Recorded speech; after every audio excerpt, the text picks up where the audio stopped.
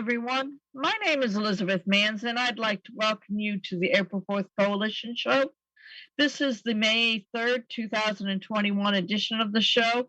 It is week 348 and the 283rd show that we have done since the closing of the North Adams Regional Hospital.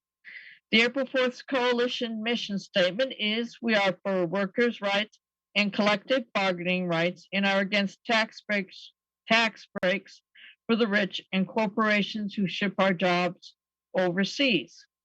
We support all the articles of the Universal Declaration of Human Rights, but as is our custom, we put the emphasis on Article 23 at the start of the show. Dick, do you want 1 and 2, and I'll do 3 and 4? Sure, that'll be fine. Number 1, everyone has the right to work, to free choice of employment, to just and favorable conditions of work, and protection against unemployment. Number 2, everyone, without any discrimination, has the right to equal pay for equal work. Number 3, everyone who works has the right to just and favorable remuneration, which is compensation, pay, whatever, ensuring for himself or herself and his or her family an existence worthy of human dignity and supplemented, if necessary, by other means of social protection. Number 4, everyone has the right to form and join trade unions for the protection of her or his interests. And as is our custom, we give a thank you to Michael Putnam at the start of our show as he continues to air our programs on Friday at 6 p.m. on the community radio station WMNBLP 107.1. So we thank Michael for doing that, as always. The panel is going to be a little light this week after last week's pleasure of having 4 people with us. Rachel and Maynard are both occupied at this time. So it's going to be Dick and I. Right. Well, I just wanted to repeat that number 4, everyone has the right to form and join trade unions for the protection of his or her interests. And we're doing that because somebody did that. April 29th issue of the Berkshire Eagle, it says mass MOCA workers back union bid. Vote passes 53-15 to affiliate with the UAW Local 2110 AFL-CIO. By Larry Parnas. It says workers at the Mass Museum of Contemporary Art will be represented by a national union after federal labor officials counted votes Wednesday and found strong support among the employees. The question of affiliation with the UAW Local 2110 AFL-CIO passed by a vote of 53-15. The tally came less than 2 months after the museum employees filed a petition with the National Labor Relations Board seeking to bargain collectively over their working conditions. We're very proud of the mass MOCA workers. I think that's wonderful news, and it's a very smart move. Both you and I are in unions, and we know the benefits that can come from it. It takes time to accumulate them, but they do happen. And the stronger you support the union, the better the odds are your things will increase. That rights will increase and benefits will increase. Right. We just congratulate them. If we can be in support and solidarity with them, if they need anything, we will support you. I think it's wonderful that they did that. Now, I definitely do, and it's like 2/3 of them voted for it. So, which is in stark contrast to Amazon, which went the other way, and the majority, well over 2/3 of the majority voted not to join, and just contrast in areas and whether or not you're in an area that has strong unions or not, or you even have a history of it. I remember when I was a kid, the barbers were unionized. You know, everyone was unionized. Everyone was pretty much, yes. So we're fighting back. Mm-hmm. Now, I talked to you a little bit before we were on the air about this, and I just wanted to float this idea. When we talk about number 3, everyone who works has the right to just and favorable remunerations, ensuring for himself and his family an existence worthy of dignity. I just know that there's a lot of people that are anti-tax people, and I just, it's a I think they corporate. need to know that taxes is not just money or income. It can Yeah, be many other things that are taxed. right. As I was saying, I was reading this Taoist thing, and it says when rulers tax excessively, it hurts the people. And when I started thinking about it, corporations and business employers who pay sub-living wages to their employees are really taxing their employees. Corporations and businesses are rulers of their employees. It's not a democracy. The employees have a basic human right to a wage worthy of human existence. The employees earn a living wage with their labor, but they're not compensated that. The rulers of the workplace, by not paying a living wage, are taxing their employees the balance of the wages they've earned, but not actually delivering these people the earned wages. It made me think that maybe there should be some reparations for people over a long period of time that worked at sub living wage Sub-minimum, jobs. Maybe right? these corporations should be forced to pay these people back that have been so What they owe. profitable, or what they owe, what they were denied. Just floating that idea. Just floating it, you know. I just haven't You're heard not, Nick, you're not anti-corporation or employer. No, I'm pro-human. I'm pro-human being. Pro-human, though. Yeah. People should be treated like Yeah, human beings. I agree. I think people should be able to work one job and make a living and be comfortable. They don't have to be in the lap of luxury. They have to be comfortable. I would like to see them come up to a living wage where one job is sufficient for them. And if two parents want to work, that's fine, but it shouldn't be a necessity as it is now in many cases in the low income that both parents have to work. Right. And the other part is that money is not going to leave the economy. People who aren't making $15 an hour, the fight for 15, if people aren't making that $15 an hour, if they did make that $15, they weren't going to put it in an offshore bank account. They would spend that money, and it would just make the economy grow. Small businesses in our community would do better. That's true, and that's the problem with, shall we say, trickle-down economics. The assumption is that that the money that comes from the quote rich, the job creators, creates jobs, and then wages and everything else go up. But so that I think Robert Reich would disagree with that. With trickle-down economics, we feel like give the money to the rich, and eventually the poor will get something. But we like the idea that I've heard I'd rather have the poor have enough money so that they can spend it, and the rich will still get something because they're still going to get their profit. Yeah, I heard Al Franken. He quotes the former senator. Now it just slipped my mind that he's from Minnesota. Paul Wellstone. But I also heard that the man from Texas. He said his father said. I'm trying to think of the old. He used to be a farm commissioner, but he said when everybody does better, everybody does better. Mm-hmm. That's true. But just trickle down economics, we're not for it. And we have a video we like to show with Robert Reich about trickle down economics. You did a great job with the segue, Liz. Well, thank you. To the extent the Republican Party has any economic platform at all, it's trickle down economics. Now, unfortunately for the GOP, it's based on 3 giant myths. It's time to debunk them once and for all.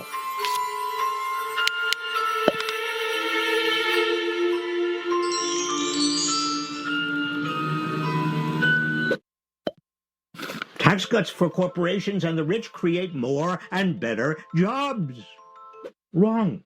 Corporations used Trump's giant tax cut to buy back shares of their own stock and boost share prices. From 2017 to 2018, stock buybacks increased by a staggering 50%.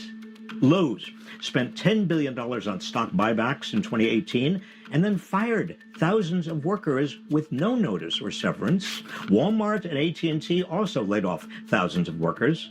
And contrary to the claim that the tax cut would boost wages, around a $4,000 pay raise. a recent analysis found that in the year after the Trump tax cut, wages increased by about the same as they did before it, and then slowed. Tax cuts for rich individuals don't trickle down either. The rich simply get richer. 2 years before Ronald Reagan's first tax cut, the richest 1% of Americans owned less than 23% of the nation's wealth. A decade later, after 2 rounds of tax cuts for the rich, they owned over 28%. By 2019, after more tax cuts for the rich by George W. Bush and Donald Trump, people at the top owned almost 35% of America's wealth. Meanwhile, average wealth barely budged for the middle class and went negative for the bottom 10%. It gets worse. During the pandemic alone, America's 664 billionaires added $1.3 trillion to their collective wealth and now own over $4 trillion. That's almost double the wealth of the bottom half, 165 million Americans. But nothing has trickled down. Even before the pandemic, wages stagnated. Tax cuts for corporations and the rich spur more economic growth. Baloney.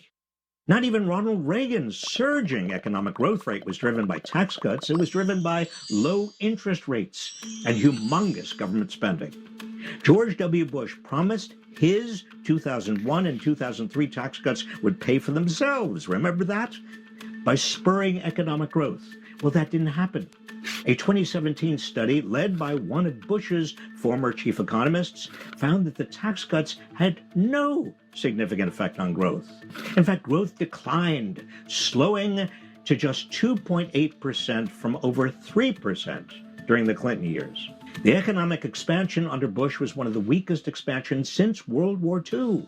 Donald Trump claimed his tax cut would be like rocket fuel for the economy and would spur annual growth of 3%. After its first year, in fact, growth declined. Finally, a recent study analyzing tax data spanning 50 years from 18 advanced economies found that tax cuts for the rich only benefited the rich and had no effect on job creation or economic growth. I, for one, am shocked. Deregulation spurs economic growth. Well, that's just more rubbish. The cost savings from deregulation go to corporate executives and major investors, while the costs and risks land on the rest of us. Trump's Environmental Protection Agency rolled back regulations on everything from clean air and water standards to dangerous chemicals and products, benefiting chemical and fossil fuel executives and investors while forcing everyone else to deal with polluted air and toxins. His Labor Department loosened child labor laws and scaled back the number of workers eligible for overtime pay. Companies raked in savings while workers were exploited. And with the help of Congress, he rolled back banking regulations put in place after the 2008 financial crisis to the benefit of rich Wall Streeters and the detriment of everyone else. Don't forget, Ronald Reagan's deregulatory agenda allowed for-profit healthcare companies to flourish, contributing to the out-of-control healthcare costs we are now saddled with today. And remember, deregulation of the financial sector was a major cause of the 2008 crash, as it allowed banks to make risky bets. In other words, the Republican trickle-down claim that deregulation helps us all is baloney. Regulations that protect you and me from being harmed or fleeced or shafted, injured or sickened by corporate profits and services are worth the cost. So don't fall for trickle-down nonsense. Making big corporations and the rich even richer through tax cuts and regulatory rollbacks doesn't make the rest of us any better off. It just makes big corporations and the rich even richer.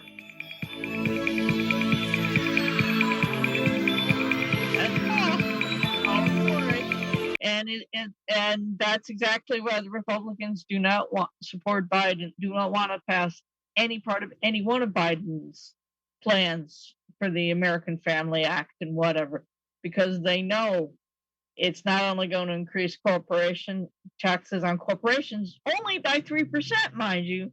Right now, Joe Manchin's only willing to go up to like 28% on them, and God forbid we do that. And it's government investing into everything to help people be able to work. It's not, none of it is anything the Republicans want to support, because they just want to suck the money out and help the top 1%. They do not want to help the bottom 99% if they can help it. So trickle-down economics doesn't work. Never has. Their mantra is just cut taxes, cut taxes, cut taxes for the rich. But if you want to have a civilization, I remember this quote from that Wall Street documentary that we watched. This one man said that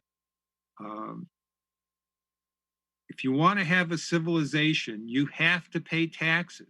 Mm-hmm. Yes. If you don't want to pay taxes, then you're not going to have a civilization. It's similar to the question that Martin Luther King said, where do we go from here? Chaos or community? And what those taxes are, just like we were talking about unions, when you're in a union, you pay union dues. Everybody pays in. Everybody's got to pay their part. And that's what economies should work that same way, and communities should work the same way. And our country should does the part. If we're going to work for a more perfect union in our country, then the rich and the corporations are going to have to pay their fair share. They should. And if they want civilization, they should be willing to do it, because if you go to chaos, that $2 trillion you've got that you own, supposedly you own, it's just a theoretical owning because the law says you own it. If you don't have law and order or civilization, you want to enjoy those benefits of civilization, but you don't want to contribute. Right. It's just not going to be there. All you have to do is look at history. Every time society gets too unequal, it has a violent reaction, and laws and civilization go out the door, and then we have to fight to reestablish whatever it's going to be. We're not saying that these people can't get rich. No. They can continue to get richer, but they just have to do it at a slower pace. Right. So the rest of us can breathe. Yeah, they have to contribute a little bit, but the entire economy will grow if we do that. It's just a very simple thing, but they refuse to do it. And history proves it all along, that when government invests and helps people, that's where the job creation comes from. All boats rise. Like, I think that's a quote that that our president Biden was quoting John F. Kennedy, saying, when all boats rise, with rising tide, all the boats rise. And that's what we're advocating for.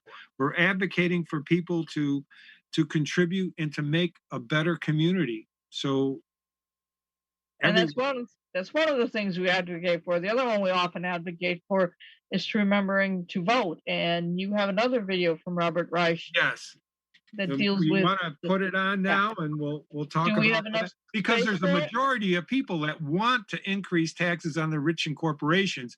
So what the Republicans are trying to do is limit those people from voting in the next election. Right, because they don't want Congress skewed further. Robert Reich. Republican-controlled state legislatures have introduced over 360 voter suppression bills in 47 states, and some states, like Georgia, have already enacted them into law. There's only one way to stop this assault on our democracy.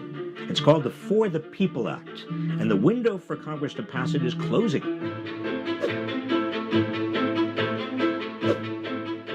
These Republican voter suppression bills are egregious.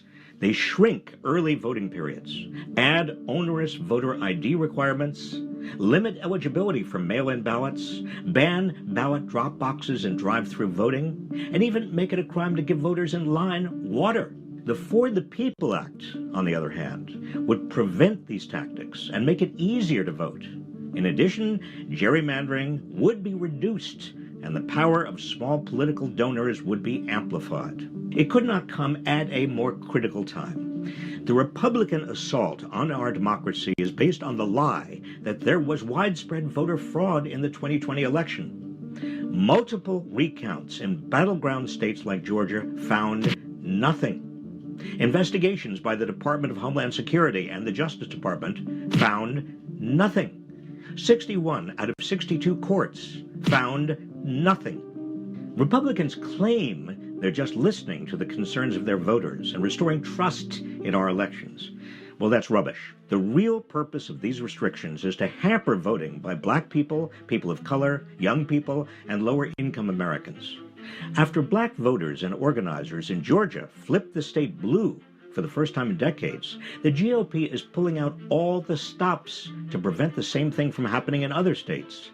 The situation is even more dire given the upcoming once-in-a-decade redistricting process, allowing Republican-controlled states to further gerrymander congressional districts.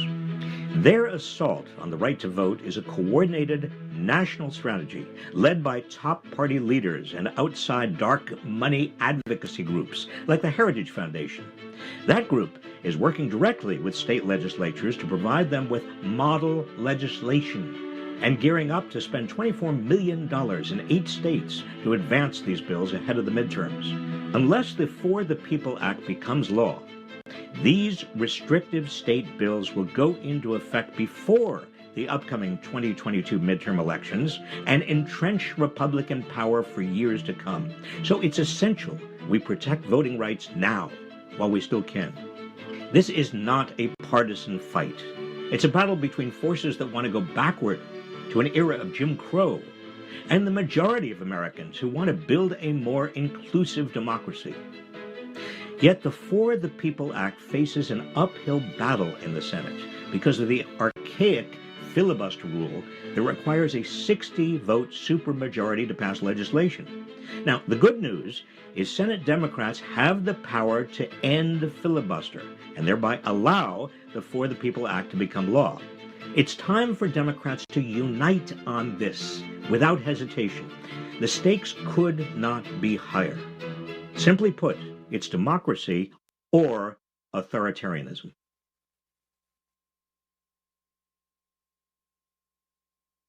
So I guess Reich is in the camp of wanting the filibuster eliminated Yes, and and not modified. And it's a tempting thought.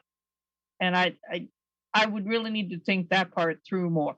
I totally support boots on the street to prevent the legislation and all the state legislators from being passed, because I'm always leery with this particular bend of the Supreme Court, even if HR 1 becomes law, that they're not going to rule that the states have the right to set the election policies and procedures that, the HR 1 would only take precedent on federal elections, and the Congress has the right to establish the rules for federal elections.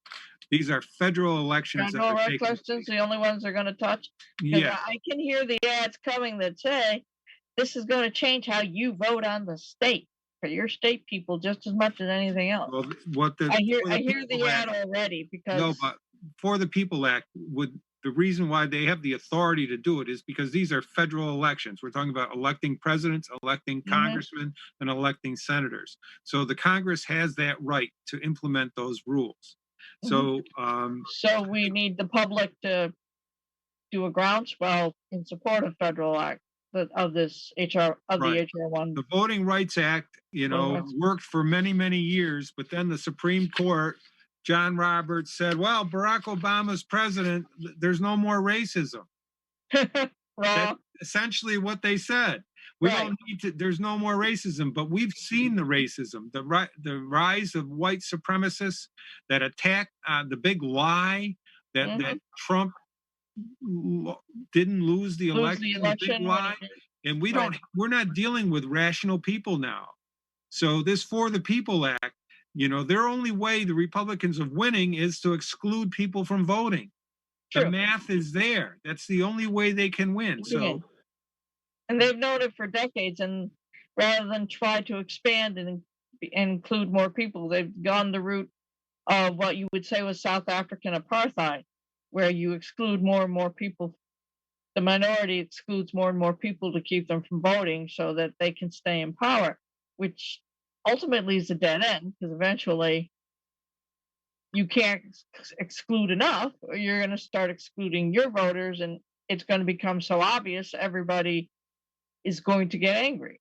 The Well, question let's is hope. Let's is hope. it obvious enough now for that groundswell? It's obvious in the states that have just recently been flipped that that's what they're trying to do, but I don't know if it's so obvious in the states that are comfortable with whether they're blue or red that this Well, I could think impact them. what you're driving at is like Florida just passed laws making it more difficult for people to vote by mail. And Right, and they that could impact Republicans too eventually. right. And one editorial said maybe they're going to hurt themselves because the majority of Republicans in Florida vote by mail, and Mhm. now they're changing the rules, and it might in the long run hurt them. But the For the People Act and the John Lewis Voting Rights Act, um, those things we have to make it easier for people to vote. More people voted in this past election than in any other election in the history of the country. It was, Yeah, I have a feeling they thought more people would not vote because of the COVID, that they thought that would keep people away from the polls, but it didn't work. no, and it's, you know, and Biden won comfortably, according to Yeah. the Council on Foreign Relations. It's yes, if you go by the popular vote in the past 6 presidential elections, only Barack Obama in 2008 won by a larger vote margin than the 7,640,000, Right. the 7,060,140 vote margin that Biden piled up. But we only have a few seconds left, so we better Better head for the wrap. we better, we got 22 seconds left, so we have to say power to the people and say hi to Mike and Rachel, and remember, in Peter, honor of them, mask up. We still have to keep the population get safe. vaccinated. Get vaccinated. Go on down to St. Elizabeth's of Hungary on Wednesday. See if you can They're get doing a vaccinated. walk-in, I think. Sign up. Yeah.